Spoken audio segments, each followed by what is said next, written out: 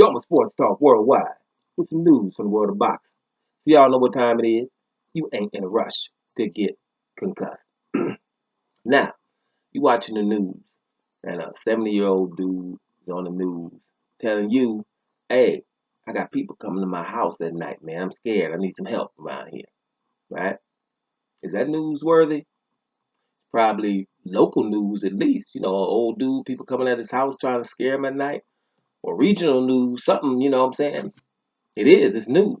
I'll get to that in a minute. Bottom line is this. The heavyweight division, you have the Ring Magazine that have made their top 10 heavyweights. Top 10 heavyweights in the world.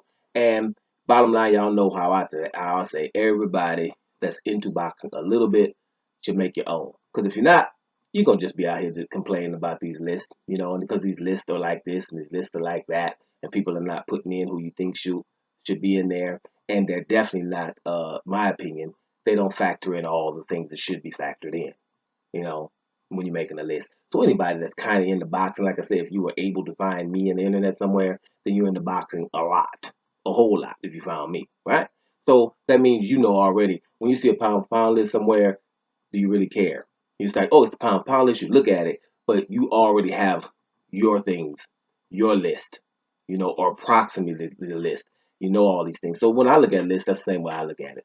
The list is bottom line. Number one is Tyson Fury, right? Number two is Anthony Joshua. Number three is Dillian White.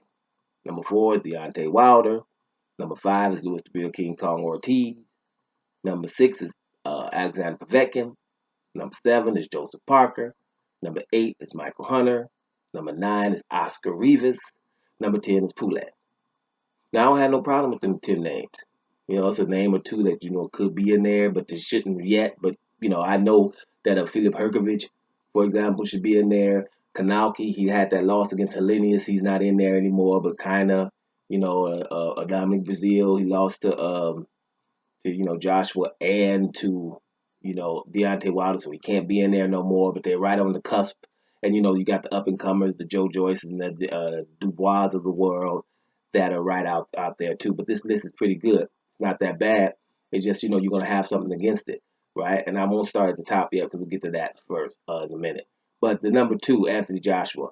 Anthony Joshua has faced three top 10 guys. That's in the top 10 right now. He's faced three of those guys, so you got to give him some love with that. I just don't feel that Joshua should ever be in front of Deontay Wilder. He lost to Andy Ruiz Jr., right? And Andy Ruiz Jr. was not one of the top better than Tyson Fury because Tyson Fury is considered the very best. So I wouldn't have him in front of Anthony Joshua, in front of Deontay Wilder. But, you know, I would have AJ at 3, for example, so it's not that bad, okay? Dillian White, number 3. Now, normally when people in the press can tell you what Dillian White has been waiting for so long and 1,000 days, all that's not is hogwash or bullets, like they like to say. But Dillian White has faced two uh, top 10 guys. And when I mean two, I mean like two top 10 guys. If you face the same guy twice and he's top 10, then you're going to get 2 points from me personally. So he's faced two. I think with Anthony Joshua and one other, Joseph Parker, for example. So those are two guys. And Dillian White still only lost once. Controversial fights with Joseph Parker and Chisora, if you ask me. But the problem with Dillian White is I don't like him to be above Louis the Real King Kong Ortiz in anything. Period. I don't. Because I know he didn't want to fight Louis the Real King Kong Ortiz, and he hasn't been the number one at WBC as long as they said. So I factor in the fact that I know that he was mandated to fight Ortiz, and he did not do that. That's consistent with Canelo and Andrade not being ranked, Canelo and, excuse me, and Gennady Golovkin not being ranked above Andrade and Charlo in my book because they openly don't want to fight them and hasn't when they've been mandated to do so. When an undisputed fight was there, they obviously didn't want to do this. When you get mandated to do something by the WBC and Dillian White's case, then that means you got to, and you ignored the you got to. So I can't put you in front of Louis the Real King Kong to Ortiz, provided that he wanted to fight you, and the fact that he hasn't been beat by anybody other than Deontay Wilder. So I wouldn't like Dillian White at number 3. I don't like Deontay Wilder at number 4 because Deontay Wilder has faced 4 of those top 10 guys. right? Meaning Tyson Fury twice and two other ones. I don't know which ones right now, but two of them. Povetkin's in there too. So because Povetkin was dope when they were supposed to fight, he was on the way to Russia training in London, which means there would be five. And I know he's actually actively went after Dillian White and Anthony Joshua. So there will almost be seven of them top tens that he was trying to fight. Four he did, and three other ones, right? Everyone knows they wasn't trying to fight him. Dillian White says Deontay Wilder often, but all he had to do was fight Ortiz to get to him. Means you didn't really want him, right? So those are those things with Deontay Wilder. But hey, I'm a pro Deontay Wilder dude. So I mean, people are not gonna care about my opinion. But he did fight four of those top 10 right now, and willing to fight the other ones. And with Povetkin, you got to give that one to him because Povetkin was dope when they were not supposed to fight. So that would be five. And then if you count Dillian White and Joshua, whatever. But Louis the Real King Kong Ortiz, number five. That could be just in front of Dillian White. So he would probably be four. Dillian White would be probably five on my list. But number six is Alexander Povetkin. Alexander Povetkin can't be in front of Michael Hunter. Period. Not what he's done lately, and not after the fight with Michael Hunter. So Michael Hunter would probably be six on my list. So Alexander Povetkin, a lot of his work was done when he was doped. After not being doped anymore, then he does have a win over David Price, right? But he didn't beat Michael Hunter and didn't beat Joshua. So I don't know. He gets a lot of love for somebody who most of his career he was doped with meldonium, but he shouldn't be in front of Michael Hunter. So he's six. So he would probably be eight because Michael Hunter would probably be six or seven because number seven is Joseph Parker. He should be. Period. Joseph Parker should be seven at least. Right? He needs a couple of fights to get back in it, but we know what time it is with Joseph Parker. His two losses were against Anthony Joshua and Dillian White, and they were extremely controversial. Extremely. I don't need to get into it. Pro Joseph Parker. I roll with Joe. Yeah, seven he should be, but he should be actually seven, but in front of probably behind Michael Hunter with one, but in front of Povetkin for sure. Oscar Rivas is number 8 or 9, I think. Oscar Rivas is number 9, right after Michael Hunter is number 8. We talked about it. Michael Hunter is all that. He should be 8 for sure or 7. Oscar Rivas is 9. Oscar Rivas was undefeated until he lost to Dillian White, and Dillian White was doped on that night. I don't know why Dillian White is in front of Oscar Rivas when he was doped on that night, and we never saw his B sample. So Oscar Rivas should be in the top 10 on that alone. Kubrat Pulev being number 10 actually is a slight to Kubrat Pulev. He's better than that, but he's not so active and people don't really have him on their radar. But Kubrat Pulev in the top 10 of heavyweights has to be, just with his jab alone, because his jab is in the top 2, right? And he's only lost to Vladimir Klitschko, and a lot of people, we talk about it, but Dillian White didn't go fight him either at an eliminator fight. You know what I mean? So things like that factor in when people start knowing about the sport. I know a lot of times sportsmanship's not a part of boxing, but who cares? When you do it yourself, then sportsmanship's a part of your boxing, right? That's why I say just make your own list, make your own list. Now, we go up to the number one. We go up to a number one. I was telling you about a 70-year-old asking, the police to come, to come help him because people are coming at his house. A 70-year-old man. Well, Tyson Fury's number one, right? And we're acting like, right, everything else is worthy to talk about except Tyson Fury's transgressions and things that's going to happen. We know that there was a lot of things going on, controversial things going on with the Deontay Wilder in the fights, right? Everyone knows that. Pundits will talk to you, be on TV talking and telling you what you're supposed to know, right? Then you tell them about these gloves and they act like, is that what they're saying? Then they all of a sudden act like they don't know nothing, but they're telling you everything else. But they don't know nothing about them gloves. They don't know nothing about that 70-year-old farmer, Martin Carefoot. Well, that farmer, right, with Tyson Fury, we know that Tyson Fury was doped. And he said he had wild boar, and this farmer said, I didn't give it to you. Long story short, that's the bottom line. And so after the farmer said, I did not give them wild boar so they can have higher levels of nandrolone in their system, they didn't pay that farmer 25,000 pounds. So he came out and said that's not true. After that, that's when people start coming to his house and threatening the old man, right? So the bottom line is if Tyson Fury is not guilty of that, no one would have been to this guy's house threatening him because he's telling you the truth or telling you that he didn't do wild boar. Why would you threaten a 70-year-old man? Why is nobody even upset about that? I don't know. So that's one thing. And then we have the glove thing with Tyson Fury as well. But like you say, some people are asking, well, Deontay Wilder ain't came out and said nothing about it. Deontay Wilder's too smooth for that. Al Heyman in his ear too, his advisor. What do you talk to these people for? Al Heyman has never talked to the media.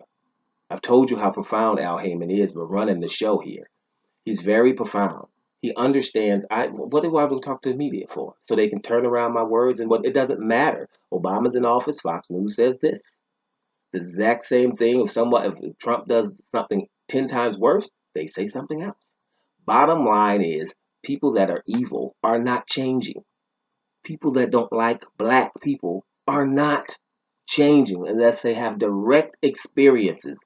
Black people have to save their kids' lives or something like that. Direct something. They have to really see the hearts of black people and helping them directly. And then they will have love for you because you help them directly. Any empathy or something for something going on, that's just not happening. And people like Al Heyman understand that. I'm not talking to the media to change. Deontay Wilder tried to talk to the media. What could have happened? I think it could have been my suit. It was a little bit too heavy. They went crazy for that. Bonkers, right? So, people find out what's going on in the gloves, and no one cares about it. The WBC came out and said, we don't need to investigate it. You're stupid. The guy that turned off the camera in the locker room, nobody care about nothing. So who do I talk to these people? Like people out there talking like with Deontay Wilder when he comes out and says something, then it's going like, then what? Then you got something to turn around. You don't care what Deontay Wilder says at all. He understands that. And like I've told you before, he probably would never, ever talk to that media before again. He would be talking to his homeboys, right? Who's gonna put the information out like it should be, right? And not even biased. Just biased enough to understand, yeah, we got his back no matter what. Deontay Wilder can. Let me tell you something. Deontay Wilder's back. We got it so much that he can mess up more than once. Deontay Wilder got to mess up about 5 times now. Because Tyson Fury done messed up about 15, and y'all still with him. So if Deontay Wilder got to mess up at least 5 times before we be okay, dude. Now hold up now. But before that's not gonna happen, he can make one mistake or two because he's done something. We've understood that we've sat here and watched an incredible career, and something like that has to happen to him for people to be happy. And no one's got his back. That's not of color. Very few. That's ridiculous. So Tyson Fury at number one in a Ring Magazine ranking. I guess they have to because everything that's went on in those fights are alleged things still, right? So I guess they have to go on with that. But in my list, Tyson Fury has the asterisk right now until all that's settled, right? And that's because of his transgressions before these, right? He's not starting from a clean slate. A slate's not clean for someone who's been caught on doping nandrolone and lied about it, and a 70-year-old man is scared for his life basically out there. You have a mafia boss in your team, have another dude who killed a dude in your team, right? You was on cocaine too, which makes people nuts, right? Got off cocaine, which makes people depressed, right? Say a lot of ridiculous things, which okay, a whole lot of people do that with banter and things like that. But so it's a whole lot of reasons.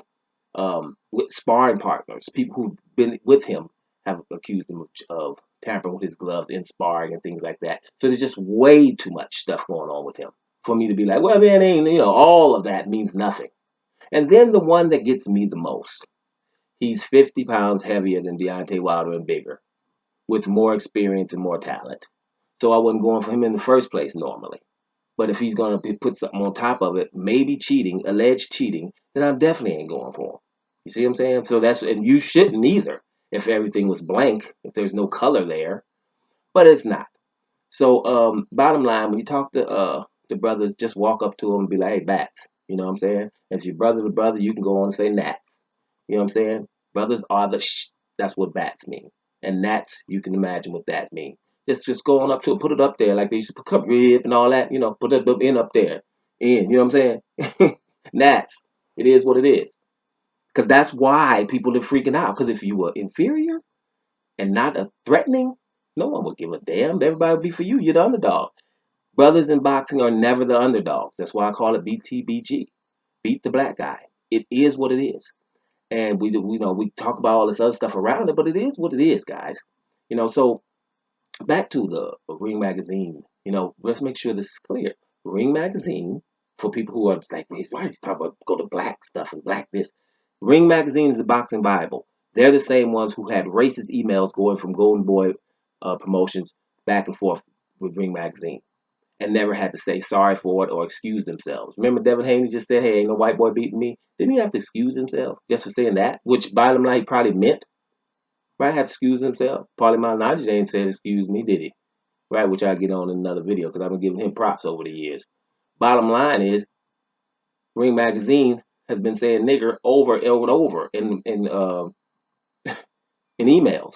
So their list is suspect on that alone.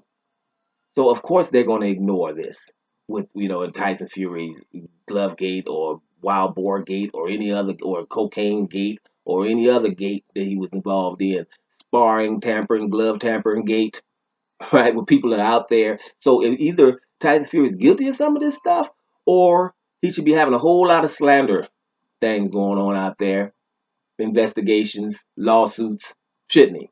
One or the other.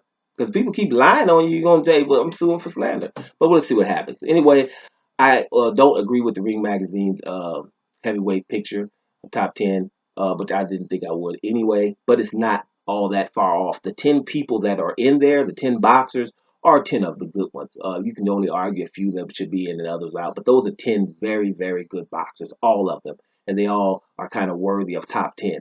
It just may be a little bit, change it a little bit around. What you think about that? That's a very important list you see because those are when you look at it, you're looking at those are 10 good heavyweights. Ain't none of them you can look at and be like they ain't good, right? Or they shouldn't be in there. So what y'all think about that? Doma Sports Talk worldwide. Let's go enjoy some basketball, and I'm about to here, y'all.